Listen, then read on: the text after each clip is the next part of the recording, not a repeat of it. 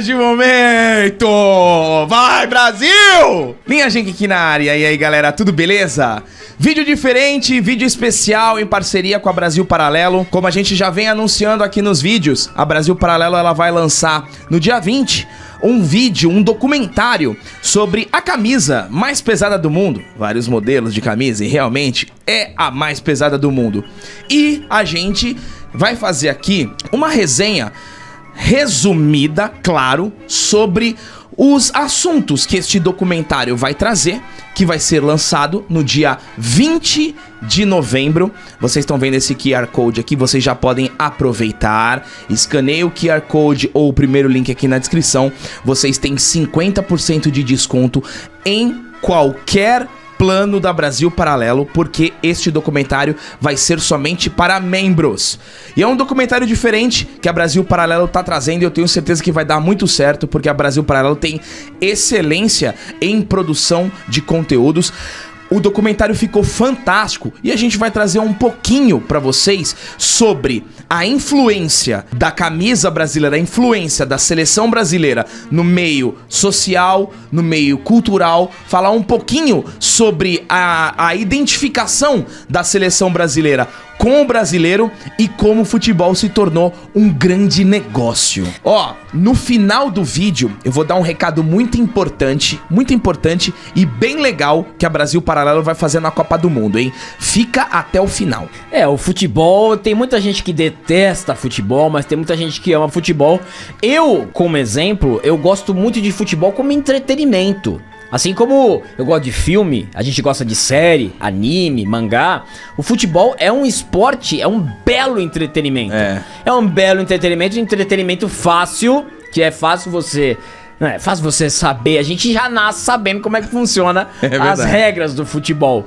Então, é um documentário muito bom que mostram várias perspectivas de como o futebol brasileiro, ele mudou de ser algo apaixonante, vistoso.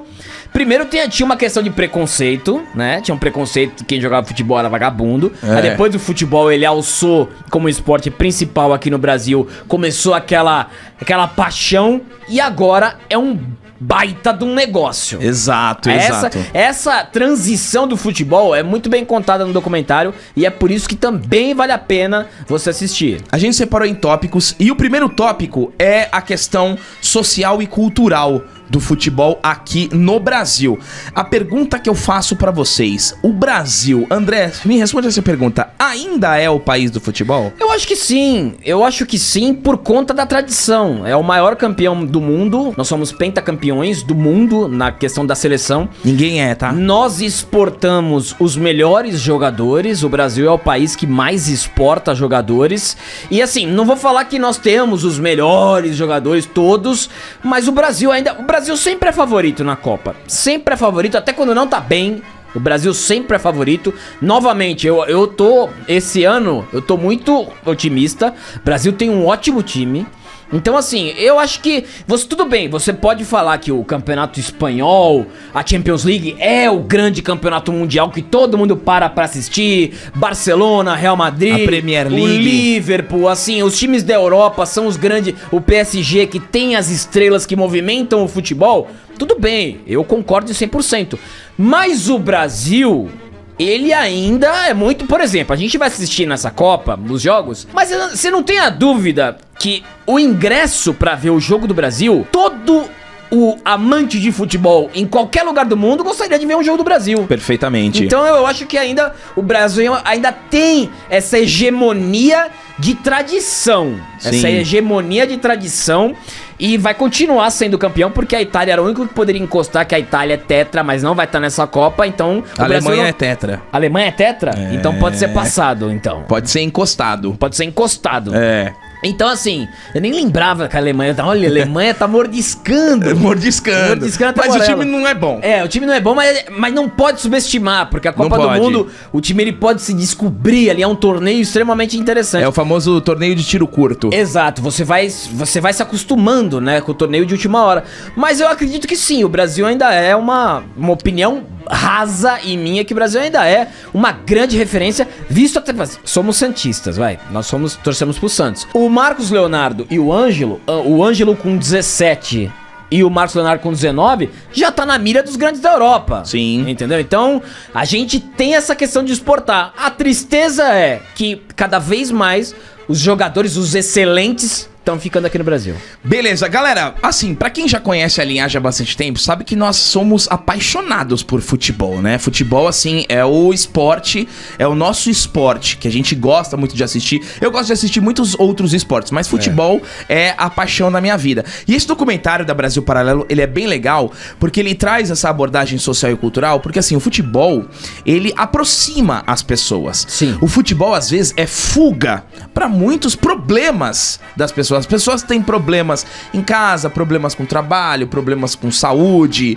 E o futebol ainda é um recurso de alegria, de felicidade, principalmente pra quem torce pro Flamengo e Palmeiras, né? No momento. Se torce pro Santos, aí é depressão na certa. Mas é isso que você falou, é verdade, Gabriel, porque pra mim é um entretenimento. Exatamente. É o meu escape. Sim. E às vezes tem uma quarta-feira que a gente acaba a bateria de gravação umas 9 da noite, tem um jogo 9h30, vai, Corinthians e São Paulo, eu assisto. Sim. Tem Palmeiras e, sei lá, Palmeiras e Flamengo, eu assisto. Exato. Uma semifinal da Libertadores, uma final, às vezes quando não é nem o teu time, você tá assistindo, porque você gosta. Você quer saber quem vai ser o campeão. Perfeito. E é um escape. Você presta atenção como se fosse um filme ou outra coisa. Eu trato o futebol exatamente como isso. Não, e o legal também do documentário, gente, é que a Brasil Paralelo fez uma seleção de um casting fantástico pra comentar. Então você tem Mauro Betting, que é espetacular. Betting, grande colega lá da Trabalha rádio, com o André, é incrível, espetacular. incrível. O Rica Perrone também, que é um youtuber também famosíssimo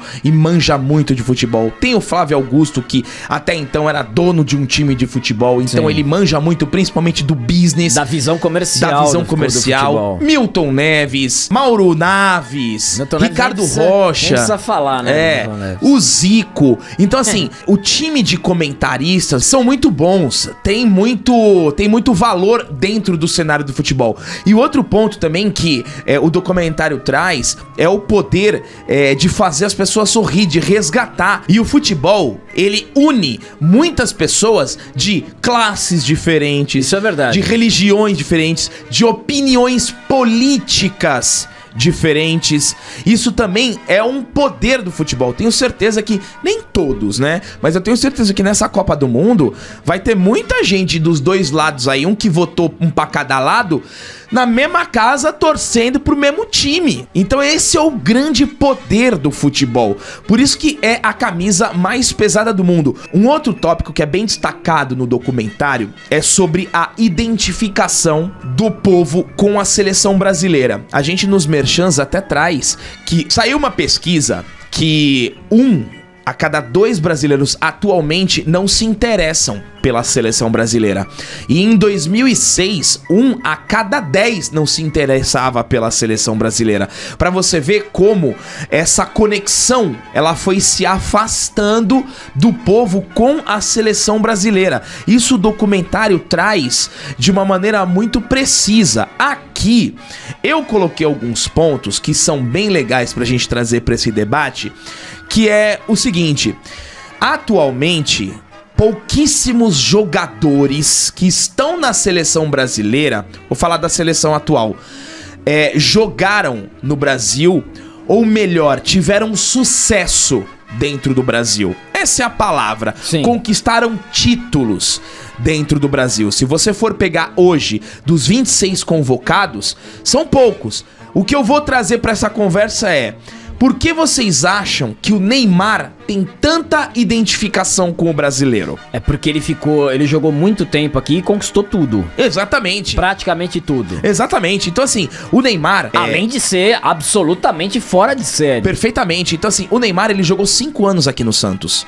De 2009 até 2013. Então, ele jogou todos os campeonatos nacionais, ganhou vários títulos, ganhou todos os títulos, só não ganhou o Campeonato Brasileiro e Mundial. Ganhou tudo. E o Neymar, ele jogou pro Brasil inteiro assistir. Sim. O Neymar ia jogar no Sul, os gaúchos, os gremistas, os colorados iam assistir o jogo, mas falou assim: vou assistir o jogo do Grêmio com o Santos, Mas aqui dentro falava assim, mas eu quero ver o Neymar jogar. O Neymar foi aplaudido pela torcida do Cruzeiro. Perfeito, 4-0. Eu não lembro do último jogador no Brasil ter esse feito. Porque o Neymar destruiu no jogo lá fora, lá no não é, como é que é o nome do Raposão? Esqueci. Lá no estádio da Arena. Mineirão. No Mineirão. E a torcida do Cruzeiro aplaudiu o Neymar. Porque o Neymar destruiu o jogo, foi 4-0, ele deitou e rolou.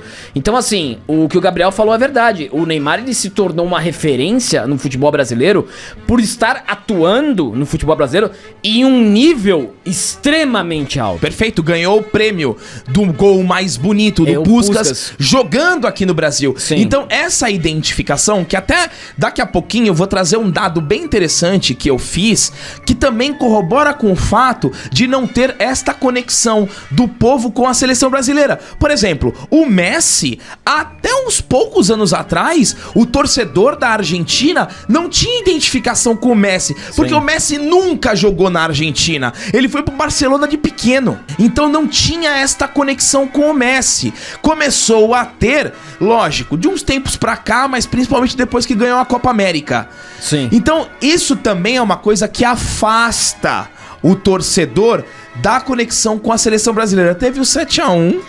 Teve o 7-1. E antes que você continue, a questão eu não sei bem explicar, mas, por exemplo, a gente tem o Neymar. Desde quando o Neymar estreou no Santos, o Neymar é notícia. O Neymar também faz as coisinhas dele fora de campo. Ele se tornou um cara midiático muito grande. Nós temos o Pedro, do Flamengo. Perfeito. Como exemplo. O Pedro, ele ganhou quase tudo já no Flamengo. Ganhou Libertadores, Copa do Brasil. E o brasileiro ele ganhou do ano passado. Não.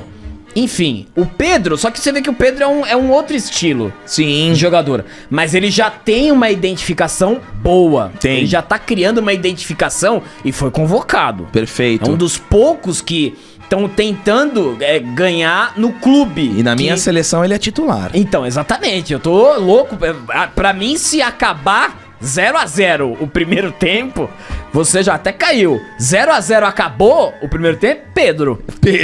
Então assim, a gente gosta do Santos, mas a gente gosta de futebol também. Não tem essa de jogador que vem daquilo outro. Só achar que o Gabigol deveria estar também, né? Deveria. Gabigol é outro. O Gabigol, ele fez uma história, tá fazendo uma história incrível no Flamengo. Incrível. É uma história incrível no Flamengo. Praticamente a mesma coisa que o Neymar. Exatamente. São 2 Libertadores que ele ganhou. 2 Libertadores, brasileiro, Copa do Brasil. Então, assim, mas são poucos. Sim. São poucos e o Flamengo tá com essa nova gestão aí do dinheiro infinito também. Então, essa questão da identificação, ela é muito importante. Porque eu já vou entrar no terceiro tópico da nossa resenha, que é o futebol como negócio. Mas primeiro, galera, não se esquece, ó. Novamente o link aqui, QR Code, 50% de desconto para você se tornar membro da Brasil Paralelo, para você assistir esse documentário fantástico, 50% em qualquer plano. Você só vai conseguir assistir esse documentário se você for membro da Brasil Paralelo, beleza? Vamos entrar agora na questão do futebol como negócio, tá? O futebol como negócio é interessante porque o Brasil, principalmente a seleção brasileira, ela dominou o cenário até 2002. A partir de 2002, algumas coisas começaram a acontecer. Primeira coisa, quando o Brasil foi pentacampeão, a Europa começou a olhar mais pro Brasil. Exato, principalmente a própria Alemanha, que perdeu na final. Exatamente. Então, com a valorização do euro, com a profissionalização do futebol europeu, a Europa, ela começou a contratar jogador do futebol brasileiro à torto e à direita. Tanto jogador que se destacava, quanto jogador promessa. Sim.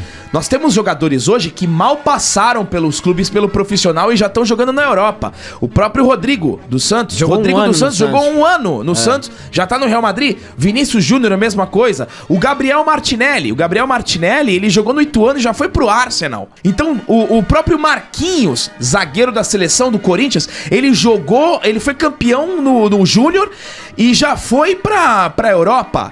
Então, o que o europeu começou a trazer isso? Olha só que interessante. Fica difícil segurar. Agora fica difícil. Por exemplo, a gente tava falando do Pedro. Eu dou um ano aí pro Pedro. Mas é que o Pedro já tava na Europa, o Flamengo trouxe ele. Mas então, é que o Gabigol é a mesma coisa. Mesma coisa. Mas daqui a pouco fica difícil segurar. Se você não tem uma... Porque o dinheiro, como você falou, o valor do euro é muito grande. Perfeito. E aí, o clube precisando de dinheiro. O jogador também, claro, quer dinheiro, tem a família dele. Fica muito difícil segurar. A gente sabe muito bem pelo Santos. Exato. Então, assim, essa coisa de, eu não torço pra seleção porque eu não me identifico. Assim, eu não concordo com isso, que essa camisa, ela é a camisa. Tudo bem, você tem o seu jogador favorito, é sempre legal ter um jogador que joga no seu clube, mas é a camisa da seleção, é a camisa da seleção que tá jogando. Agora, olha esse dado que é interessante pra mostrar a evolução. Esse dado aqui, ele mostra como que a Europa evoluiu tecnicamente no futebol, porque eles sempre foram muito táticos. Sim. Mas eles precisavam de técnica. Aí o que eles fizeram? Começaram a contratar jogador brasileiro e os jogadores brasileiros lá, eles começaram a aprender com os jogadores brasileiros lá. Então isso também evoluiu a Europa tecnicamente. Agora olha que interessante.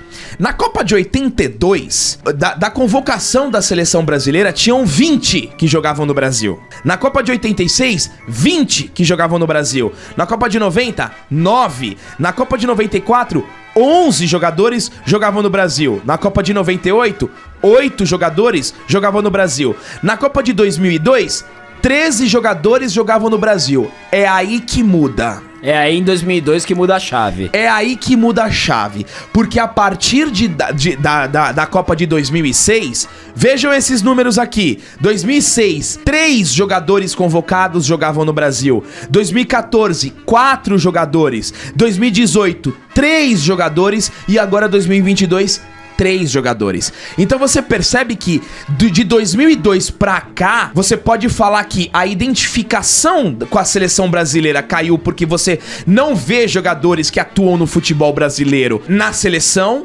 Ok, eu não concordo, mas isso aconteceu por causa do movimento econômico. A Europa começou, falou, vamos tirar esse jogo, vamos trazer esses jogadores pra cá. A Europa evoluiu tecnicamente, tanto é que os últimos títulos de Copa do Mundo foram europeus.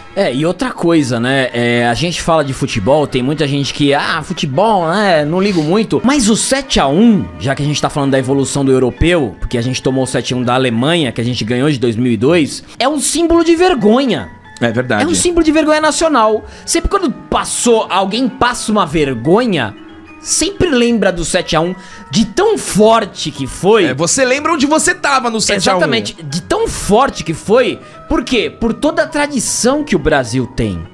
Entendeu? Não é só futebol. Porque se fosse só futebol, é só um jogo, 7-1. Não, o 7-1...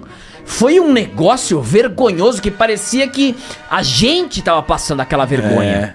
Entendeu? A gente tava passando a vergonha no nosso trabalho. Parecia que a gente, sei lá, caiu na rua, sei lá, caiu a tua calça no shopping, entendeu? Era uma vergonha porque a nossa tradição é ser vencedor no futebol. E o futebol acabou mostrando que o Brasil, por mais dificuldade que tenha, dificuldade política, dificuldade de tudo, ali a gente era o melhor. Exatamente.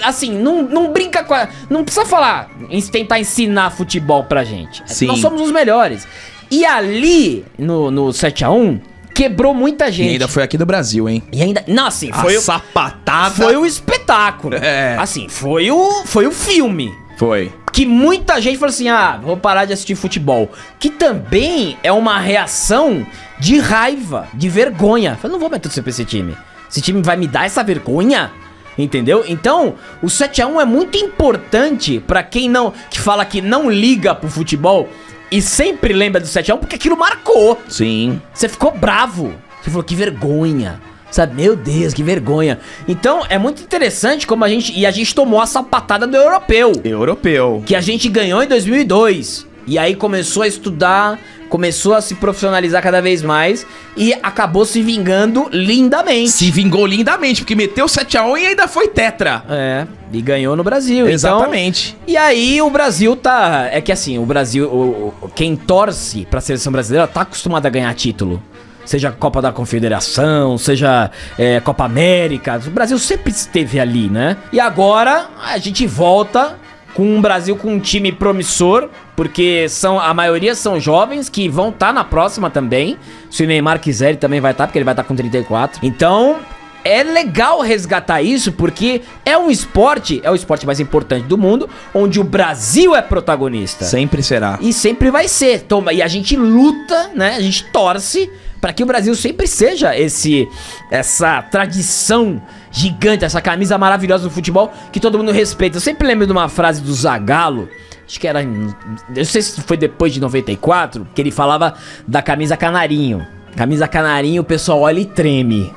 Aí passou o tempo, começaram a não tremer mais. Sim. Mas é legal você ter a hegemonia do esporte, assim como os americanos têm no basquete, isso é normal. Só que o futebol é o top. O futebol é o top. Então, resgatar esse amor pela... Também, resgatar essa paixão depende muito dos jogadores do time. Porque quando o Gabriel falou do Neymar, que os outros torcedores queriam ver o Neymar, é isso, entendeu? É quando vem um que você fala, opa, peraí, quando vem um mágico, tem um mágico que se destaca. Não, peraí, tá todo mundo falando desse mágico?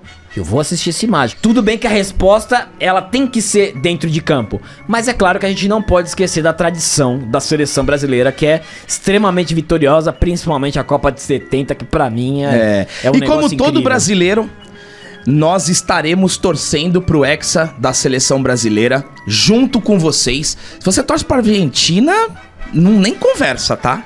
O brasileiro que torce pra Argentina é lamentável. Isso, nem conversa, tá? Tudo bem você gostar de ver... Não dá nem chance. Tudo bem você gostar de ver a Argentina jogando. Eu também gosto. Você acha que eu não gosto de ver o Messi? Você acha que eu não vou assistir o Mbappé jogando pela França? Sim. Claro que vou. Agora, torcer... Você pode até torcer pro Brasil pegar a Argentina e ganhar. Sim. Mas, né, torcer pra Argentina quando joga com o Brasil é difícil. E mais uma vez, galera, QR Code na tela, link na descrição, 50% de desconto para você assistir o documentário da Brasil Paralelo e aderir a qualquer plano com 50% de desconto, beleza?